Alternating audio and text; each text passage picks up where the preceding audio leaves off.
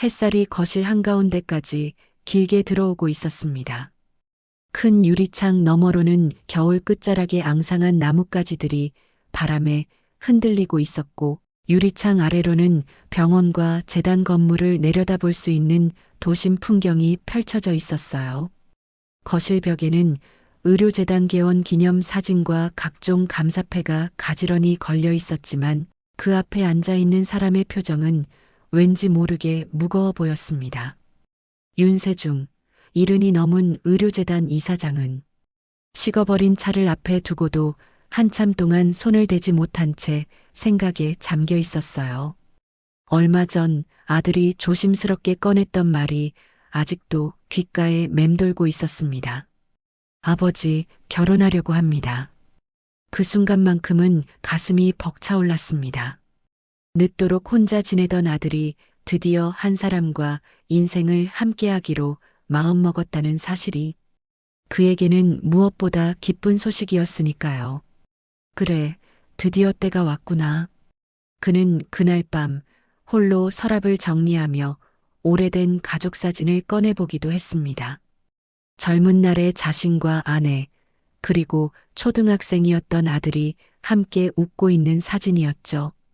하지만 기쁨은 오래가지 않았습니다. 예비 며느리에 대해 묻는 질문에 아들은 망설임 없이 대답했습니다. 병원 접수 창구에서 일하는 분이에요. 이름은 정다연입니다. 돈은 많지 않지만 정말 성실하고 따뜻한 사람이에요. 그 말을 들은 순간 세중의 마음 한켠에서 보이지 않는 저울이 빠르게 흔들리기 시작했습니다. 직업, 집안, 학력 같은 조건들이 머릿속에 줄줄이 떠올랐고 그는 그 생각이 비열하다는 걸 알면서도 쉽게 떨쳐내지 못했습니다. 병원 직원 접수 창구. 그는 혼잣말처럼 그 말을 되뇌며 찻잔을 들어 올렸지만 입술에 닿기도 전에 다시 내려놓고 말았어요. 거실 구석에는 오래된 책장과 아내의 흔적이 남아 있었습니다. 재단을 처음 시작하던 시절 두 사람이 함께 고른 작은 장식품들이 책장 위에 그대로 놓여 있었고 소파 위에는 아내가 생전에 좋아하던 담요가 조용히 개어 있었습니다. 집안은 잘 정리되어 있었지만 사람의 손길이 줄어든 공간 특유의 적막이 느껴졌어요. 넓은 거실과 높은 천장, 반짝이는 대리석 바닥, 이 모든 것들이 세중에게는 어느 순간부터 자랑이 아니라 부담처럼 느껴지곤 했습니다. 이 모든 걸 누구에게 물려주게 될까? 그 생각이 들 때마다 그는 자신도 모르게 깊은 한숨을 내쉬곤 했습니다. 세중은 자신이 평생 사람을 많이 겪어본 사람이라고 믿고 있었습니다. 재단을 키워오는 동안 수많은 의사들, 간호사들, 기부자들, 투자자들을 만났고 겉으로는 공손해 보이다가도 결국 자신의 이익만 챙기고 떠나버리는 사람도 많이 보았습니다. 한때는 믿고 맡겼던 사람이 뒤에서 재단 자금을 빼돌리려 했던 일도 있었고 도움이 되고 싶다고 말하면서 실제로는 재단 이름을 이용해 자신의 사업을 키우려 했던 이들도 있었죠. 그때마다 그는 상처를 받았고 그 상처는 자연스럽게 의심이라는 갑옷으로 바뀌어 왔습니다. 사람은 쉽게 믿을 게 못 돼. 그는 어느 순간부터 이렇게 중얼거리는 자신을 발견하게 되었고 그 말이 어느새 그의 기본 태도가 되어버렸습니다. 그래서였을까요? 아들이 예비 신부의 성품을 아무리 칭찬해도 착하고 성실한 사람이라는 말이 오히려 더 불안하게 느껴졌습니다. 아버지, 다연이는 형편이 어려워도 남 도와주는 걸 먼저 생각하는 사람이에요. 저 사람이라면 제가 없어도 혼자 잘 일어설 수 있을 거예요. 아들은 그런 말을 했지만 세중은 속으로 다른 생각을 했습니다. 그게 진심일까 아니면 내가 사랑에 눈이 멀어서 좋게만 보는 걸까? 입 밖으로 내지는 않았지만 그의 마음은 이미 미세하게 닫혀 있었어요. 그의 머릿속에선 재단의 규모와 앞으로의 승계 문제까지 복잡하게 얽혀 있었습니다. 병원, 요양시설, 연구소, 그리고 도심 곳곳에 분산된 건물들. 문서로만 계산해도 상당한 자산이었고 그는 그것을 불하기보다 짐에 가깝게 느낄 때도 있었습니다. 나 하나 늙어서 끝나는 일이 아니지. 아들, 그리고 그 옆에 서게 될 사람까지 생각해야 해. 그는 자신에게 늘 그렇게 말해왔습니다. 문득 거실벽에 걸린 아내의 영정사진이 눈에 들어왔습니다. 환하게 웃고 있는 사진이었지만 오늘따라 그 미소가 조금 다르게 느껴졌습니다. 당신이라면 뭐라고 했을까? 그는 속으로 물었습니다. 아내는 생전에 늘 말하곤 했습니다. 세중 씨, 결국 남는 건 사람 마음이에요. 가진 게 아니라 어떻게 살아왔는지요. 그는 그 말을 수없이 들었지만 재단이 커질수록 그 말에서 점점 멀어져 갔습니다. 이 순간 세중의 내면에서는 조용한 싸움이 벌어지고 있었습니다. 아들의 선택을 믿어야 한다. 너무 계산적으로 굴지 말자. 이런 생각이 한쪽에 있었고 반대쪽에서는 그래도 확인은 해야 한다. 재단을 지키는 건 나의 책임이다. 라는 목소리가 끊임없이 올라왔습니다. 그는 무릎 위에 올려둔 손을 천천히 쥐었다 폈다를 반복했습니다. 손끝에는 연륜이 묻어났지만 그 속에는 여전히 불안한 아버지의 마음이 숨어 있었습니다. 혹시 저 아이가 우리 집안 사정을 알고 다가온 건 아닐까? 정말 아무것도 모르는 채로 그냥 사람만 보고 만난 걸까? 그는 이런 생각들을 억누르려 했지만 머릿속에서는 이미 여러 가정과 시나리오가 돌아가고 있었습니다. 그때 오래 함께해 온 가사도우미 겸 옛 비서 김옥분이 조용히 다가왔습니다. 이사장님, 약 드실 시간입니다. 세중은 멍하니 있다가 뒤늦게 고개를 들었습니다. 아, 그래. 미안하네. 생각이 좀 있어서. 옥부는 그의 눈을 잠시 바라보다가 무슨 고민인지 대충 짐작이 간다는 듯 작은 한숨을 내쉬었습니다. 아드님 이야기 때문이시죠? 그는 대답 대신 고개를 끄덕였습니다. 잠시 침묵이 흘렀습니다. 거실 시계 초침 소리가 유난히 크게 들릴 정도로 조용한 순간이었어요. 옥부는 조심스레 말을 이었습니다. 이사장님, 예비 며느리 되실 분 병원 접수해서 일하신다 하셨죠? 그래. 이름도 다연이라더군. 병원 이름이 어떻게 되나요? 제가 알아봐도 될까요? 세중은 잠시 망설이다가 아들이 건넸던 명함을 떠올렸습니다. 서랍에서 조심스레 명함 하나를 꺼내 건넸죠. 옥부는 명함을 한참 들여다보더니 조심스럽게 말했습니다. 이 병원 우리 재단 산하병원이잖아요. 접수 창구면 환자들 제일 먼저 만나는 자리인데 그 자리가 쉽진 않을 텐데요. 세중은 이미 알고 있는 사실이었지만 오늘따라 그 말이 다르게 들렸습니다. 환자를 제일 먼저 맞이하는 자리.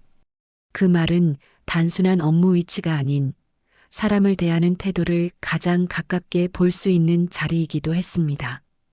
그는 그때 문득 한 가지 생각을 떠올렸습니다. 내가 직접 보면 어떨까?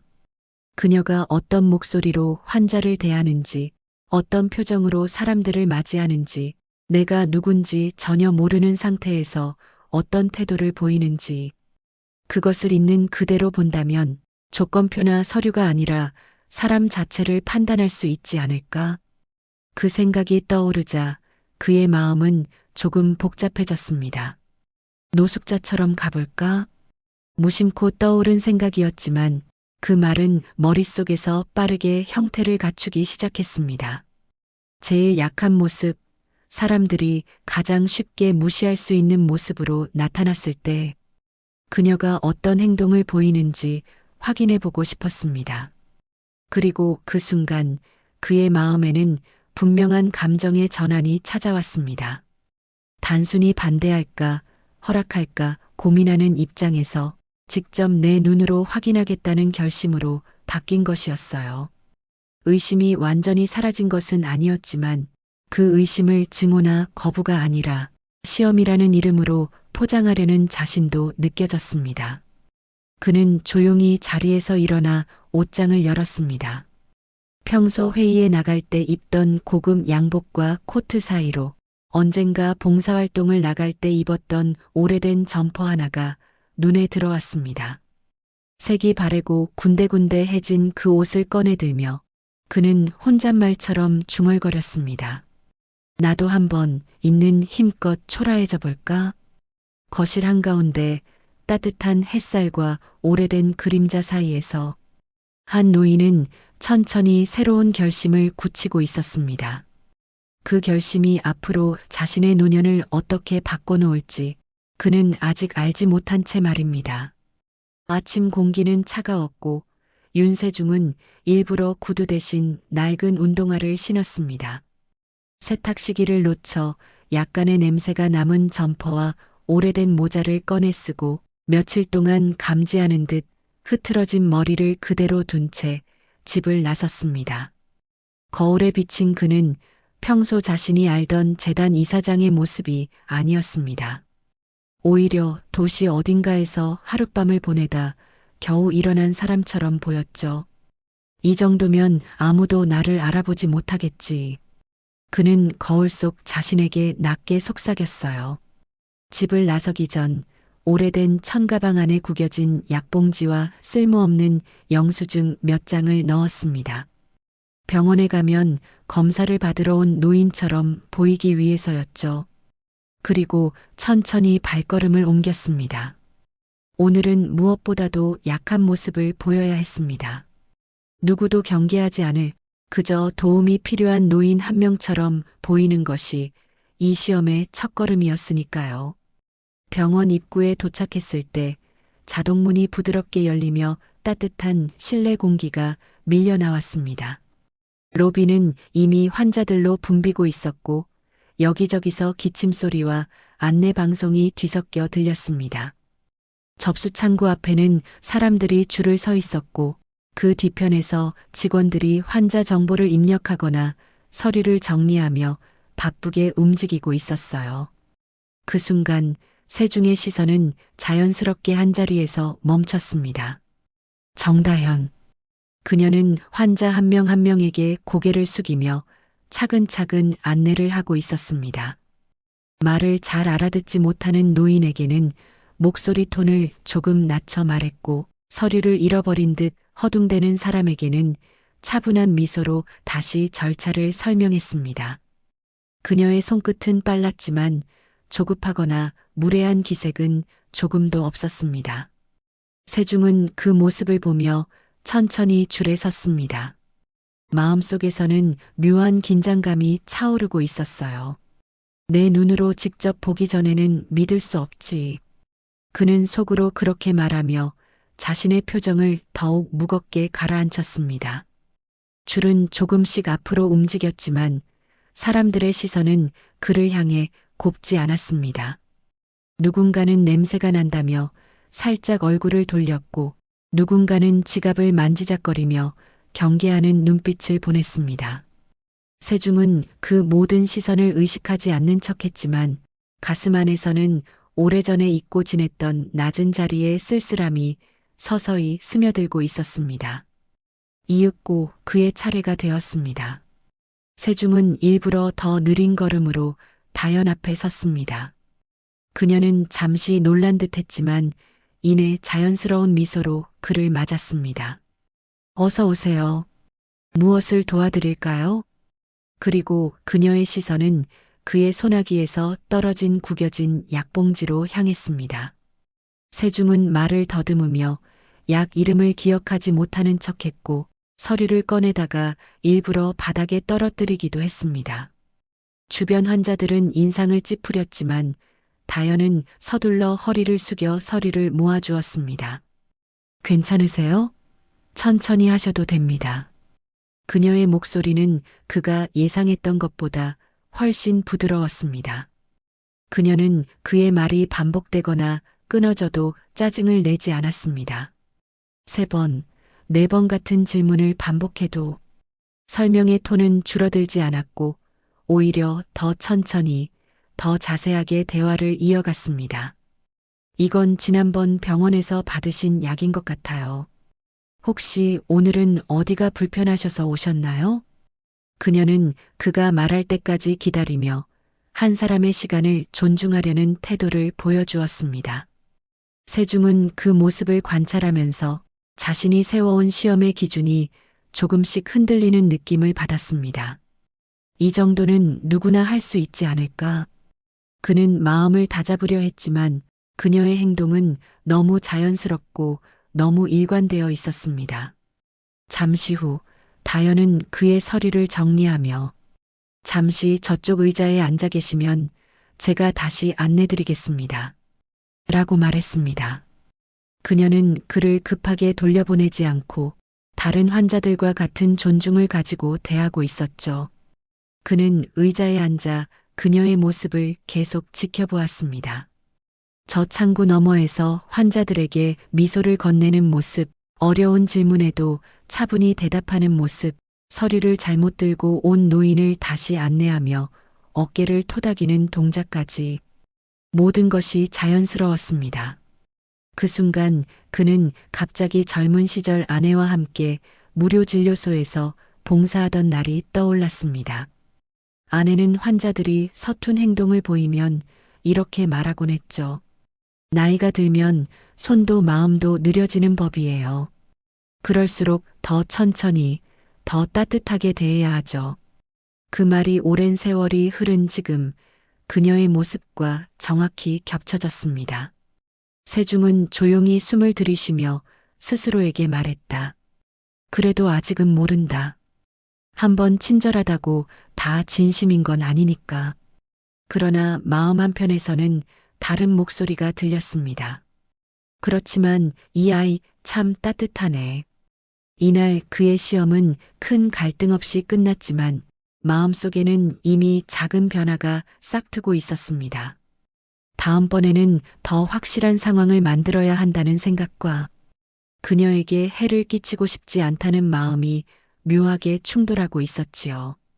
그는 천천히 자리에서 일어나 병원을 나섰습니다. 문이 닫히는 순간 그의 마음속에서는 이 아이를 더 보고 싶다 라는 낯선 감정이 작게 흔들리고 있었습니다. 윤세중은 이른 아침 거실 조명을 켜지도 않은 채 오랫동안 거울 앞에 서 있었습니다. 며칠 전 병원에서 만난 다현의 태도는 예상보다 훨씬 따뜻했고 너무도 자연스러웠습니다. 하지만 그는 아직 마음을 놓을 수 없었습니다. 한 번의 친절로 모든 것을 판단할 수 없다는 생각이 여전히 머릿속에 자리 잡고 있었지요. 오늘은 두 번째 시험을 하는 날이었습니다. 그는 첫 방문 때보다 더 초라한 옷차림을 선택했습니다. 색이 바랜 회색 점퍼는 단추 2개가 떨어져 있었고 모자는 더 깊게 눌렀어서 얼굴이 거의 보이지 않을 정도로 내려왔습니다.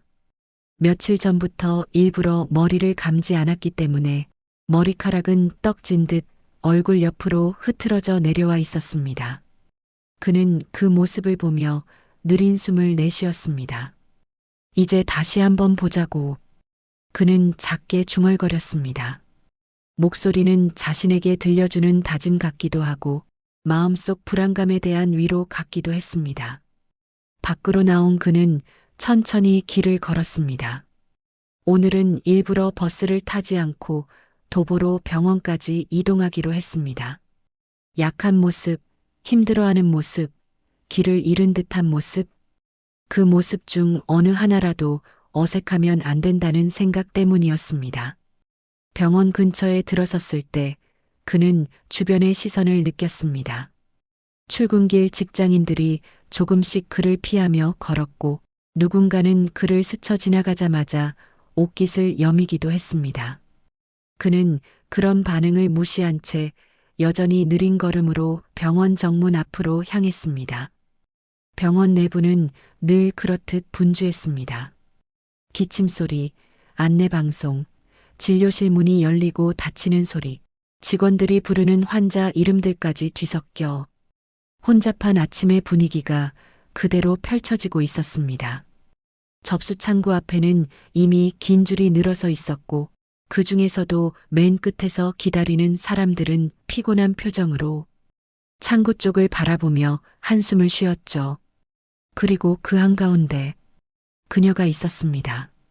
정다연은 오늘도 잔잔한 표정으로 환자들의 설명을 듣고 있었습니다. 어떤 환자가 흥분한 목소리로 대기 시간을 따지자도 그녀는 차분히 서류를 정리하며 조금만 기다리시면 바로 안내해 드릴게요. 라고 부드럽게 말했습니다. 설득을 해야 하는 목소리가 아니었습니다. 진심으로 상대를 달래는 목소리였습니다. 세중은 줄 끝에 섰습니다. 이번에는 일부러 더 큰 소리로 헛기침을 했고 손에 든 서류를 바닥에 떨어뜨렸습니다. 주변 사람들은 짜증스럽다는 듯 그를 흘끗 보았지만 다연은 그 시선을 의식하지 않는 듯 표정 하나 변하지 않았습니다.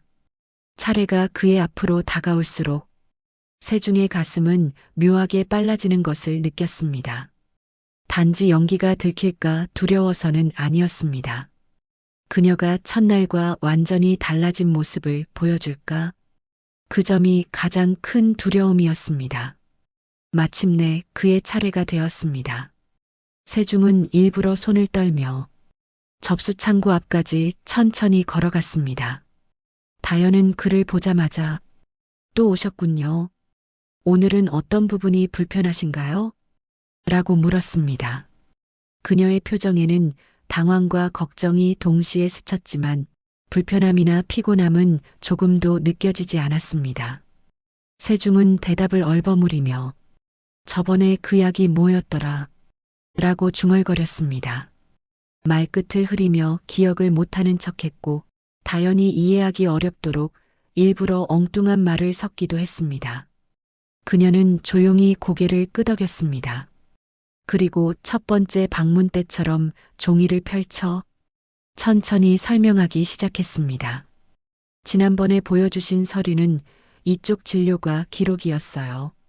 오늘도 비슷한 증상이시면 다시 진료를 잡아드릴까요? 말투는 여전히 부드러웠습니다. 심지어 더 천천히 말하려는 노력이 느껴질 정도였습니다. 세중은 일부러 이해하지 못한 척했습니다. 아니 그게 무슨 말인지 잘 모르겠어. 그의 목소리는 작고 불안정했습니다. 그녀는 다시 한번 웃으며 괜찮아요. 천천히 말씀해 주세요. 저도 도와드릴 테니까요. 라고 말했습니다. 주변 환자들이 줄이 밀리는 상황에 불만을 드러내며 작게 한숨을 쉬거나 시선을 돌렸지만 다연은 단 한 번도 그들을 의식한 기색이 없었습니다. 세중은 속으로 생각했습니다. 이 아이 첫날과 똑같구나. 하지만 그는 아직 흔들리면 안 된다고 스스로 다그쳤습니다. 그래서 더 큰 시험을 준비하고 있었습니다. 세중은 일부러 질문을 반복했습니다. 같은 설명을 3번, 4번 정도 되묻기도 했고 심지어 어떤 질문은 전혀 관계없는 말이었습니다. 예상대로 주변에서는 불편한 기색이 조금씩 나타났습니다. 특히 뒤에서 기다리던 젊은 직장인은 저 사람 때문에 줄이 왜 이렇게 안 빠져? 라고 조용히 투덜거렸습니다. 하지만 다연은 들은 척조차 하지 않았습니다. 그녀는 오히려 혹시 기억하시기 어려우면 제가 직접 찾아드릴게요. 라며 서류 시스템을 다시 열어 해당 기록을 한 장 한 장 살폈습니다. 그런 그녀의 모습은 세중의 마음 깊은 곳을 조용히 흔들었습니다. 이 아이는 도대체 왜 이렇게 친절한 거지? 그는 그 이유를 알고 싶었지만 그 질문은 오늘 대답할 수 없는 것이었습니다. 그날 다연의 근무 상황은 훨씬 바빴습니다. 다른 직원이 갑자기 자리를 비운 탓에 그녀가 2배의 업무를 처리해야 하는 상황이었죠. 그럼에도 그녀는 업무 속도는 조금 느려졌을지 몰라도 태도만큼은 흔들리지 않았습니다. 세중은 그 모습을 보며 조용히 자신을 돌아보았습니다.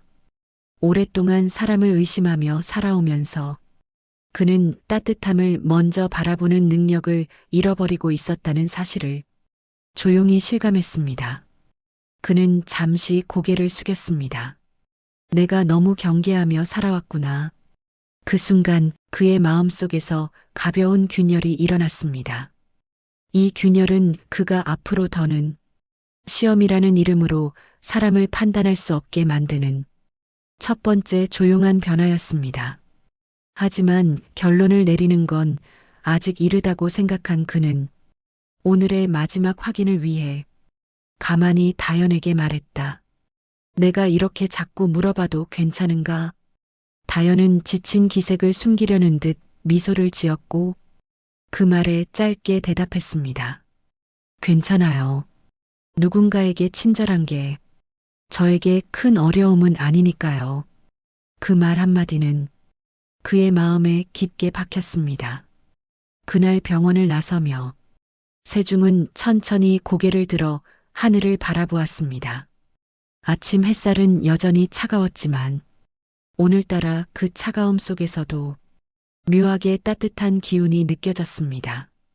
그래도 한 번 더 봐야 한다. 이 아이가 어떤 사람인지, 단순한 친절인지, 지친 순간에도 이런 태도를 유지하는지 마지막으로 한 번만 더 보자. 그는 그렇게 자신의 결심을 다지며 또 한 번의 방문을 준비했습니다.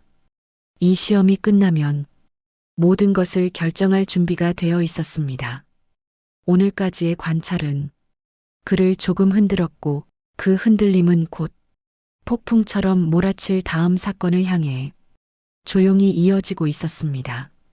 아침 햇살이 병원 외벽을 비스듬히 스치며 로비 깊숙이 들어오고 있었습니다. 윤세중은 정문 앞에서 잠시 멈춰 섰습니다.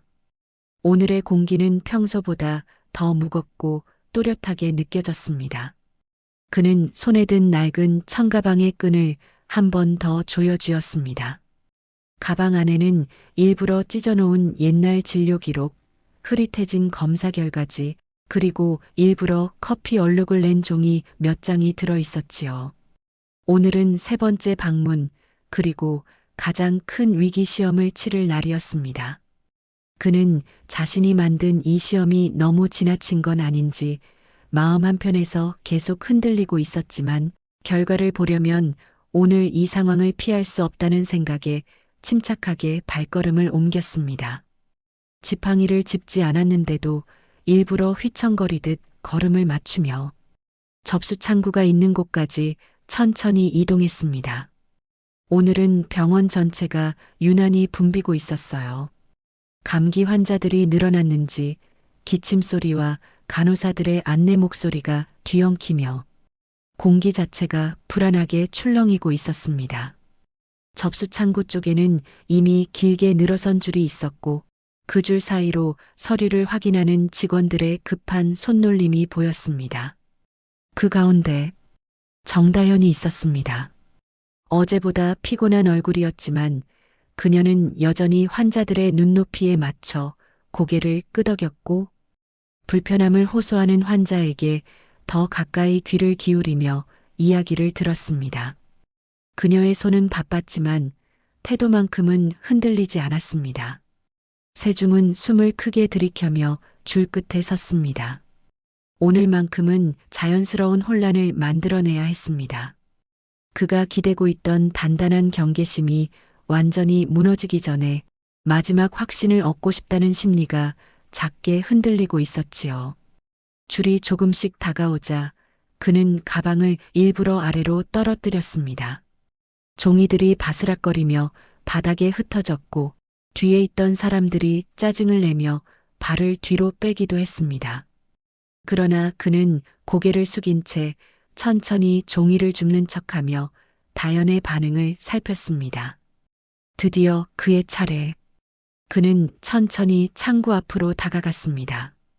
다연은 그를 보자마자 조용히 놀라는 듯 눈을 크게 뜨고 이내 부드럽게 미소를 지었습니다. 또 오셨네요. 오늘은 무슨 일로 오셨어요? 세중은 이번에도 기억을 더듬는 척 말끝을 흐리는 척했습니다. 그는 구겨진 종이들을 창구 위에 흩어놓으며 혼란스런 표정으로 말했다. 내가 이걸 어디서 받은 건지 잘 모르겠구먼. 종이를 펼친 다현은 순간 당황한 듯 얼굴이 굳었습니다. 서류는 제각각 날짜도 다르고 일부는 병원 이름조차 달라 기록인지 영수증인지 구별하기 어려웠습니다. 그녀는 잠시 숨을 들이쉬며 종이를 하나하나 살폈습니다. 이건 너무 오래된 기록 같아요. 상태가 많이 좋지 않은데. 그녀는 혼잣말처럼 말하다가 곧 마음을 단단히 고쳐먹은 듯 표정을 정리했습니다. 환자분, 잠시만요. 이건 다시 발급받아야 할 수도 있어요. 제가 확인해서 가능한 방법을 찾아볼게요. 그 말과 동시에 뒤쪽에서 누군가 다현을 불렀습니다.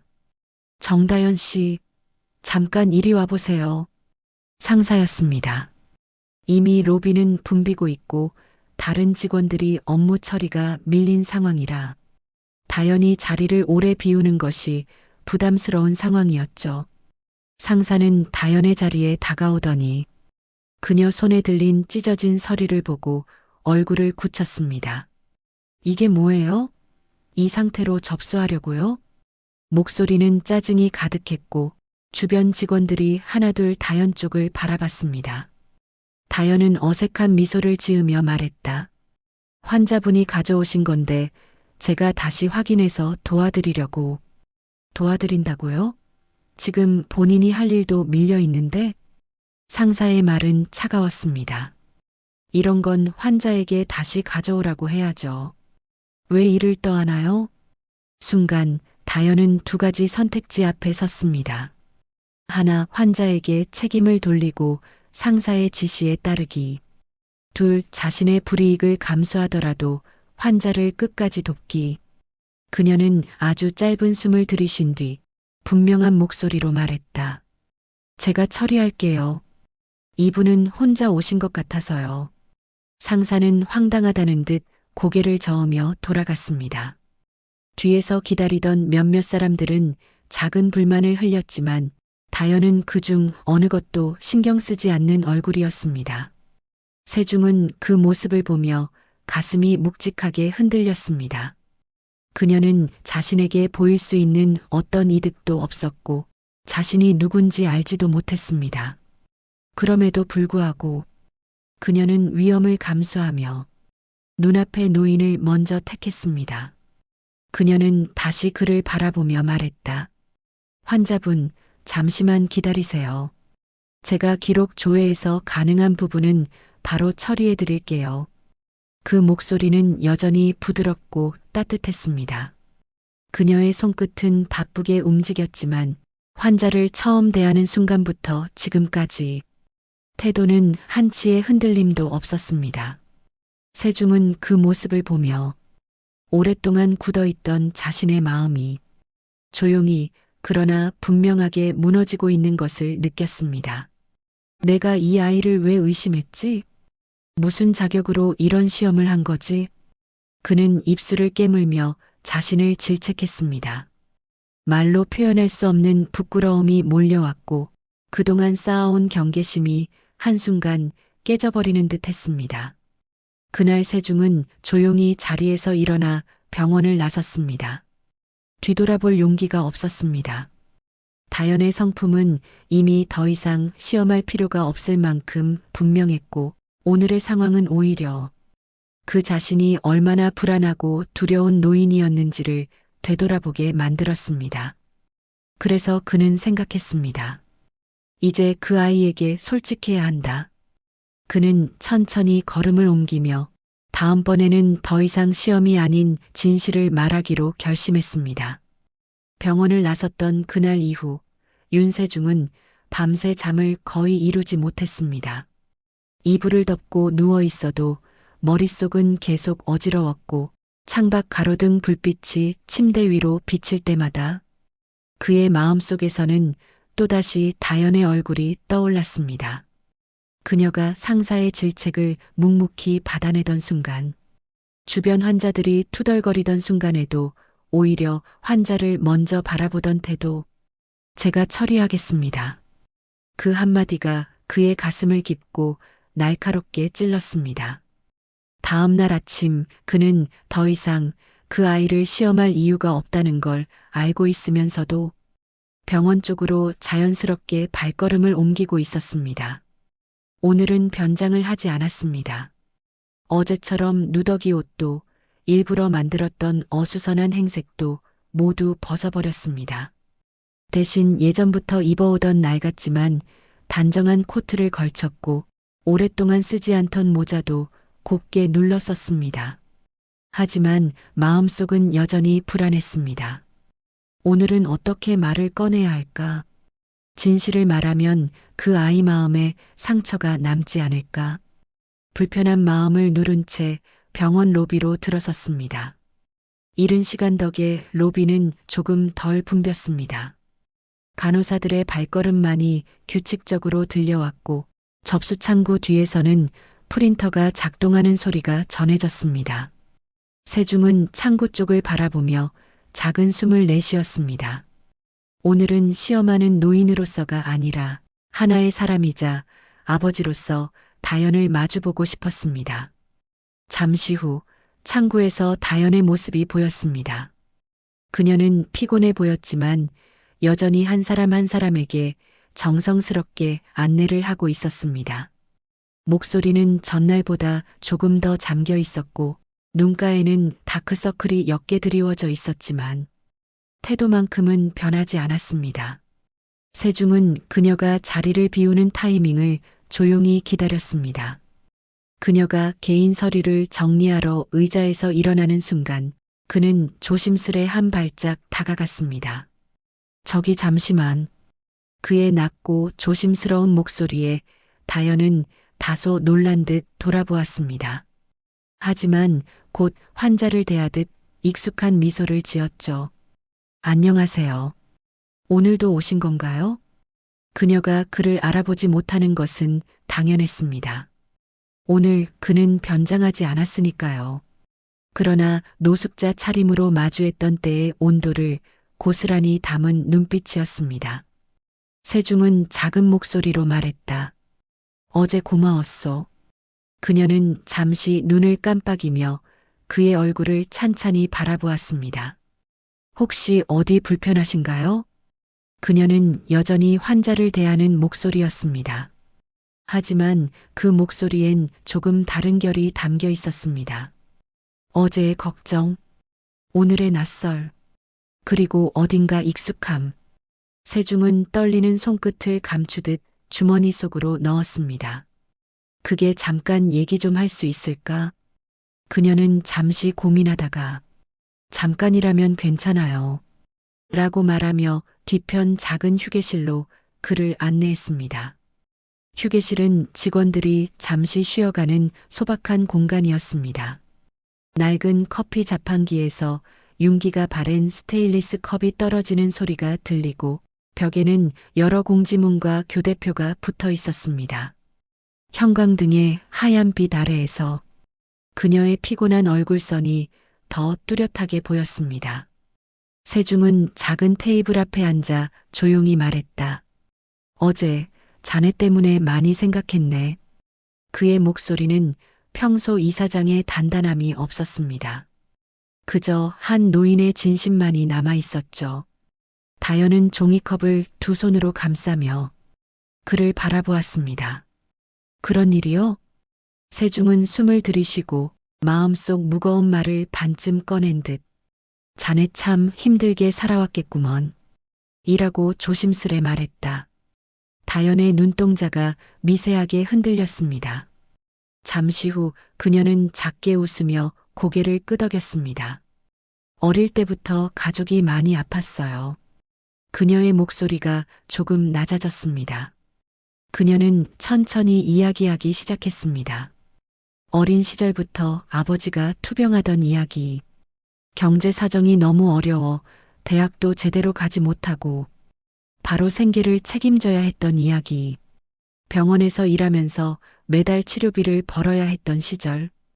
그래도 저는 그냥 좋은 사람이 되고 싶었어요. 그녀는 종이컵을 내려놓으며 작게 미소를 지었습니다. 돈이 많지 않아도, 가진 게 없어도 제가 누군가에게 도움이 될 수 있다면 그게 좋더라고요. 그 말은 오래된 교회 의자처럼 쉽게 흔들리지 않는 단단한 울림을 가지고 있었습니다. 세중은 조용히 그녀의 말을 들으며 속에서 커다란 무언가가 무너지는 느낌을 받았습니다. 그동안 자신이 가진 불신의 벽, 사람을 시험하려 했던 욕심, 그리고 그 뒤에 숨어 있던 두려움, 모든 것이 이 짧은 대화 앞에서 서서히 사라지고 있었지요. 그는 속으로 생각했습니다. 이 아이를 왜 그렇게 의심했던 걸까? 내면에서 조용한 회한이 밀려왔습니다. 아내가 생전에 했던 말이 다시 떠올랐습니다. 남을 돕는 건 가진 사람이 아니라 마음이 있는 사람이 하는 거예요. 그 말이 지금 다연에게 그대로 맞닿아 있었습니다. 세중은 조심스럽게 고개를 숙였습니다. 그리고 낮게 아주 진심을 담아 말했다. 미안하오 자네 같은 사람을 내가. 그는 끝내 말을 잇지 못했습니다. 부끄러움과 후회가 동시에 밀려왔기 때문이었죠. 다연은 그 모습을 보며 부드럽게 고개를 저었습니다. 저는 괜찮아요.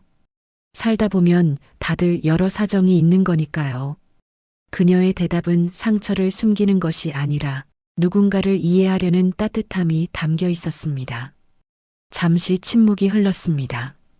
그 침묵 속에서 세중은 자신도 모르게 눈을 감고 깊은 숨을 들이쉬었습니다. 그리고 마음속에서 더 이상 그녀를 시험할 이유가 없다는 확신이 자리 잡았습니다. 이 시는 첫 번째 구독유도 부분입니다.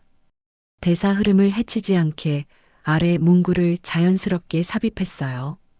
그는 잠시 그녀를 바라보다 조용히 미소 지었습니다. 이런 이야기가 누군가에게도 도움이 될지 모르겠군. 그는 작은 목소리로 덧붙였습니다. 혹시 이 이야기가 마음에 닿으셨다면 계속 이어지는 이야기를 놓치지 않도록 구독도 눌러두게. 감정의 흐름을 해치지 않을 만큼 낮고 잔잔한 말투였습니다. 대화를 마치고 휴게실을 나서는 순간 세중은 처음보다 훨씬 가벼운 마음으로 걸음을 옮겼습니다.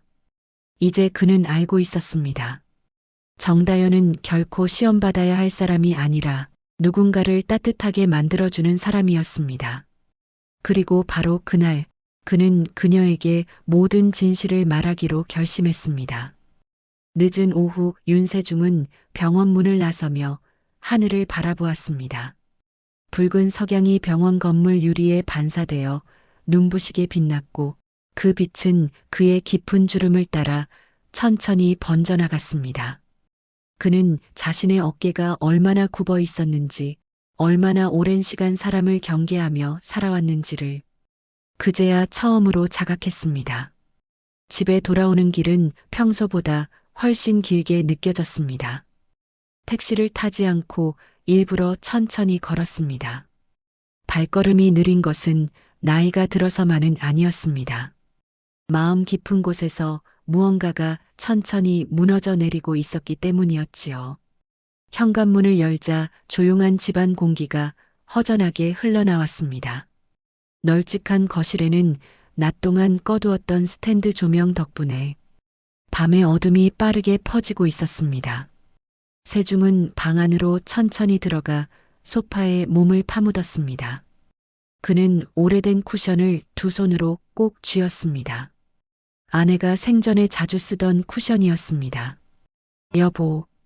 그는 무의식적으로 작게 중얼거렸습니다. 그 말은 공기 속으로 조용히 스며들어 사라졌습니다. 그 누구에게도 들리지 않는 목소리였지만 그 안에는 수십 년간 그의 마음 안에서 쌓여온 후회와 고독이 담겨 있었습니다. 씻지 않은 채 소파에 등을 기대며 그는 오늘 다영과 나눴던 대화를 떠올렸습니다. 좋은 사람이 되고 싶어요. 그녀가 마지막으로 말했던 그 문장은 그의 심장을 조용히 그러나 깊게 울렸습니다. 좋은 사람. 너무 단순한 말이었지만 그 단순함으로 인해 그는 더 큰 충격을 받았습니다. 병원에서 힘들고 지친 환자들을 상대하면서도 그녀는 짜증 대신 온기를 선택했고 상사에게 욕을 먹는 상황에서도 책임을 피해 도망치지 않았습니다. 다연은 가진 것이 많지 않았습니다. 오히려 가진 것이 거의 없었습니다. 그녀가 자라온 환경도 겪어온 고난도 그 어느 것도 화려하거나 편안하지 않았습니다. 그럼에도 그녀는 자신을 원망하지 않았고 누구를 탓하지 않았고 그저 좋은 사람이 되고 싶다고 말했습니다. 세중은 두 손으로 얼굴을 감싸쥐었습니다. 그의 손바닥은 거칠고 뜨거웠습니다.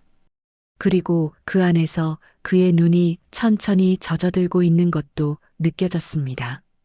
내가 얼마나 잘못된 생각을 하고 있었던 건지. 그의 속삭임은 방 안의 공기 속에서 가라앉았습니다. 그는 조용히 자리에서 일어나 책장 맨 윗칸에 놓인 오래된 사진 앨범을 꺼냈습니다. 먼지 냄새가 나는 두꺼운 앨범을 펼치자 젊은 시절의 자신과 아내가 미소를 짓고 있는 사진이 나왔습니다. 무료 진료소에서 환자들의 손을 잡아주던 아내, 빵 한 조각을 나누며 약봉지를 설명해 주던 아내, 가난한 환자를 만나면 자신의 지갑을 열어 밥값을 건네던 아내, 그의 눈앞에 다연의 모습이 자연스럽게 겹쳐졌습니다. 아내는 늘 이렇게 말했습니다. 사람의 마음은 가진 것으로 판단하는 게 아니에요. 힘든 시간을 버텨온 사람일수록 더 깊고 따뜻한 마음을 가지고 있어요. 그 말이 오늘따라 너무 선명하게 떠올랐습니다. 세중의 손은 사진 위에서 멈춰 있었습니다.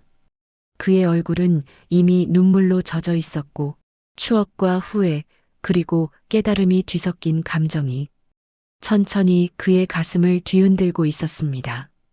오랫동안 버텨왔던 마음의 장벽이 완전히 무너지는 데는 생각보다 많은 시간이 필요하지 않았습니다.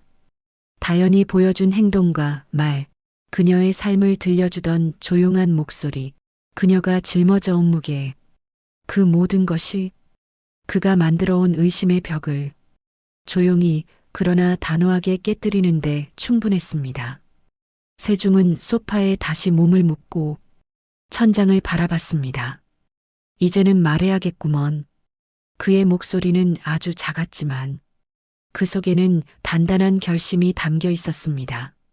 사람을 시험하는 일은 끝났습니다. 이제는 그가 사람으로서 해야 할 일이 남아 있었습니다.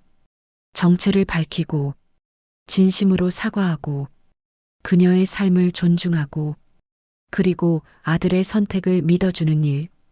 그는 천천히 휴대폰을 들어 아들의 번호를 눌렀습니다. 전화기에서 울리는 신호음이 오늘따라 유난히 길게 들리는 것 같았습니다. 이제 그만 숨을 때가 되었구나.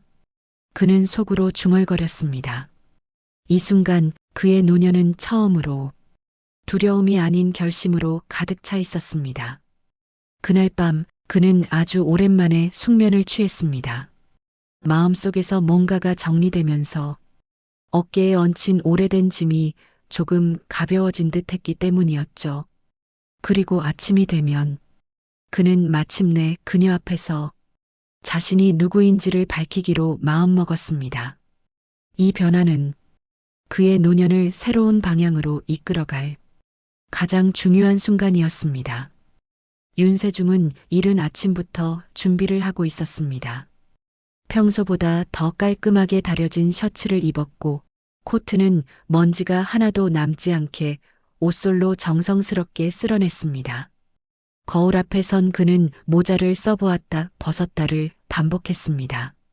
병원에서 변장하던 날들과는 전혀 다른 모습이었지만 그럼에도 불구하고 마음속에는 변장했을 때보다 더 큰 긴장감이 가득했습니다. 오늘은 숨지 않는다. 그는 작게 중얼거렸습니다. 입술이 약간 떨리는 게 느껴졌습니다. 평생 수많은 결정을 내려왔고 수백 명의 직원들 앞에서 수십 번 연설을 해왔던 사람이었지만 오늘 같은 두려움은 느껴본 적이 없었습니다. 진짜 자신을 드러낸다는 것, 그리고 누군가에게 상처를 줄 수도 있다는 사실. 그 모든 것이 그를 주저하게 만들고 있었지요. 하지만 피할 수는 없었습니다. 오늘은 도망치지 않겠다고 그는 결심했습니다. 병원에 도착한 그는 변장 없이 그대로의 모습으로 정문을 들어섰습니다. 어떤 직원들은 그를 알아보자마자 인사를 했고 몇몇 간호사는 깜짝 놀라 허리를 숙였습니다. 그는 짧게 고개만 끄덕인 뒤 그들의 시선을 피하듯 곧바로 접수 창구 쪽으로 향했습니다. 정다연은 그 순간에도 환자들에게 차분한 목소리로 안내를 하고 있었습니다. 그녀의 몸짓은 여전히 정갈했고 어제보다 더 피곤해 보였지만 환자에게 대하는 태도만큼은 어김없이 일정했습니다. 세중은 줄을 서지 않고 창구 뒤편에서 그녀를 바라보다가 그녀가 잠시 숨을 고르는 순간을 기다렸습니다. 마침 그녀가 서류 파일을 정리하며 의자에서 일어났습니다. 그때 그는 조용히 다가가 말을 걸었습니다. 정다연 씨. 그녀는 돌아보자마자 놀란 표정을 지었습니다. 그리고 곧 이해 못하겠다는 눈빛으로 그를 바라보았죠. 저 어디서 뵌 적이. 세중은 더 이상 숨기지 않기로 했습니다. 나요. 그 며칠 동안 자네 창구 앞에 섰던 노인 말이요. 그녀는 눈을 크게 뜬 채 그를 바라보았습니다. 그 표정에는 충격, 혼란, 놀람이 동시에 담겨 있었습니다. 입술을 달싹였지만 쉽게 말이 나오지 않았습니다. 그날 그 모습이. 이사장님? 그는 조용히 고개를 끄덕였습니다. 자신을 이사장이라 소개하는 순간 주변에서 그를 알아본 다른 직원들이 움찔하며 정중하게 뒤로 물러났습니다. 상사 역시 깜짝 놀라 뛰어와 인사를 했습니다. 하지만 그의 시선은 오직 다연에게만 머물러 있었습니다. 그는 그녀 앞에 곧바로 사과하기 위해 회진실 옆 작은 회의실로 자리를 옮겼습니다. 조용히 문이 닫히는 순간 공기마저도 무겁게 내려앉는 것 같았습니다. 작은 테이블을 사이에 두고 마주 앉았지만 두 사람 모두 쉽게 말을 꺼내지 못했습니다. 잠시 그는 고개를 숙인 채 조용히 입을 열었습니다. 정다연 씨, 먼저 정말 미안하오. 그녀는 여전히 충격에서 벗어나지 못한 듯 작게 숨을 들이쉬었습니다. 세중은 말을 이어갔습니다. 나는 아버지요. 내 아들이 결혼한다기에 그 아이가 어떤 사람인지 진심을 보고 싶어 무모한 짓을 했소. 그의 목소리는 떨리고 있었습니다. 평생 단단함으로 무장해 살아온 사람이 이토록 불안하게 흔들리는 목소리를 내는 건 아마 오늘이 처음이었습니다. 저는. 다연은 조심스럽게 입을 열었습니다. 아무것도 몰랐어요. 세중은 고개를 끄덕였습니다. 그럴 거요. 자네는 정말 나를 한 번도 의심하지 않았으니까. 그의 말은 부드럽지만 깊은 죄책감으로 젖어 있었습니다. 자네가 상사에게 야단 맞던 날, 내가 만든 상황인 걸 알고 있었소. 그는 손을 덜덜 떨며 말했다.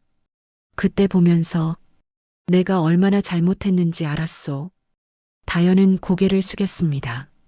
그렇다고 그를 원망하거나 화내는 표정은 아니었습니다. 그저 마음속에 너무 많은 감정이 밀려와 정리가 되지 않는 모습이었습니다. 잠시 후 그녀는 작은 목소리로 물었습니다. 저를 왜 그렇게까지 시험하셨어요? 그 질문은 원망의 목소리가 아니라 너무도 인간적인 슬픔이 묻어나는 질문이었습니다. 마음이 다칠까 걱정하는 이의 목소리였지요.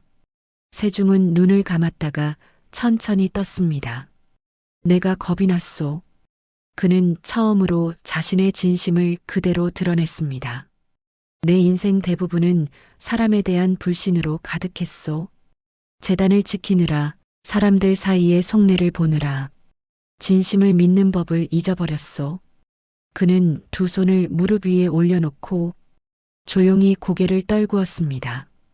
하지만 자네를 보면서 내가 그동안 잊고 살아온 것들이 하나둘 떠올랐소. 그녀의 눈가가 조금씩 젖어갔습니다. 둘 사이에 잠시 고요가 흐른 뒤 다연이 아주 작은 목소리로 입을 열었습니다. 저도 완벽한 사람 아니에요. 그냥 힘든 사람을 보면 도와주고 싶다는 마음뿐이에요. 그녀의 말은 아무 장식도 계산도 없는 진심 그대로의 문장이었습니다. 세중은 그녀를 끝내 바라보며 말했다. 그래서 내 아들이 자네를 사랑한 거요. 그 말은 그녀의 가슴을 조용히 울렸습니다. 그는 천천히 고개를 숙였습니다. 나를 용서해 줄 수 있겠소?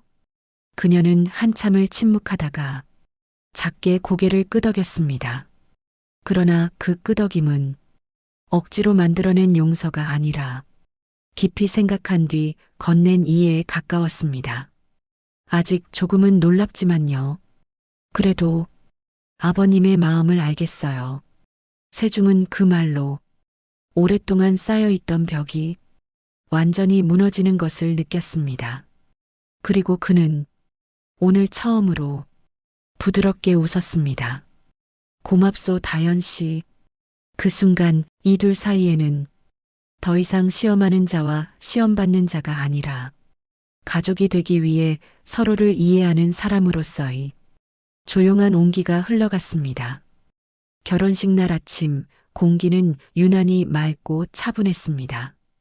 햇살은 하얀 종이컵을 비추듯 부드럽고 예식장 입구 앞에 놓인 작은 화단 위에는 꽃잎들이 바람에 살짝 흔들리고 있었어요.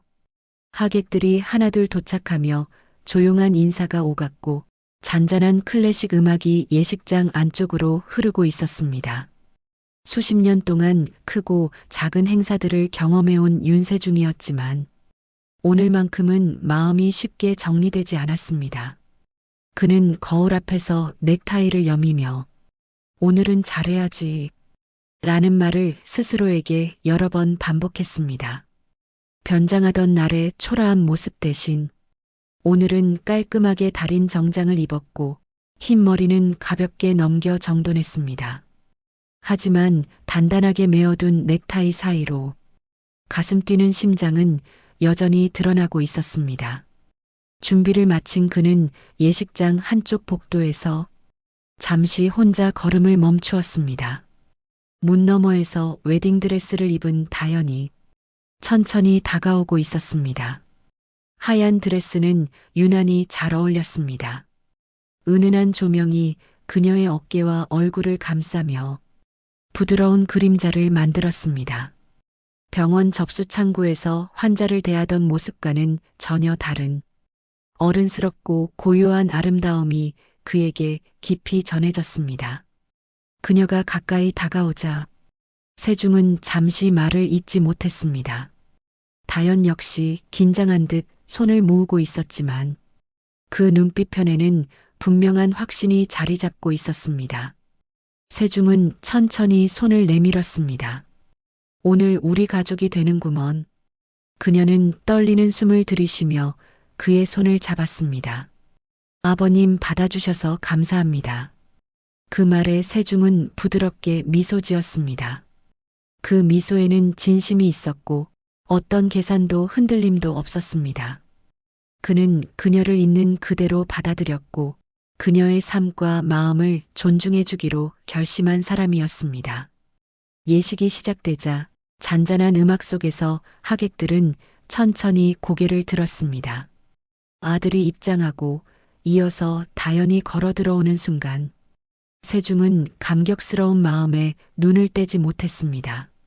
그는 오랜 세월 재단을 지키느라 단단해졌던 마음이 이 순간만큼은 완전히 풀려버리는 것을 느꼈습니다. 사람을 경계하며 살아왔던 습관도 세상을 조심스럽게 바라보며 쌓아온 벽도 오늘만큼은 모두 무의미해졌습니다.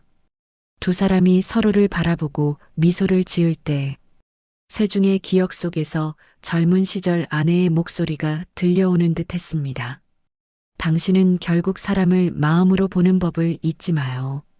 그 말은 오랫동안 그의 마음 깊은 곳에 묻혀 있었지만 지금 이 순간 다시 떠올랐습니다.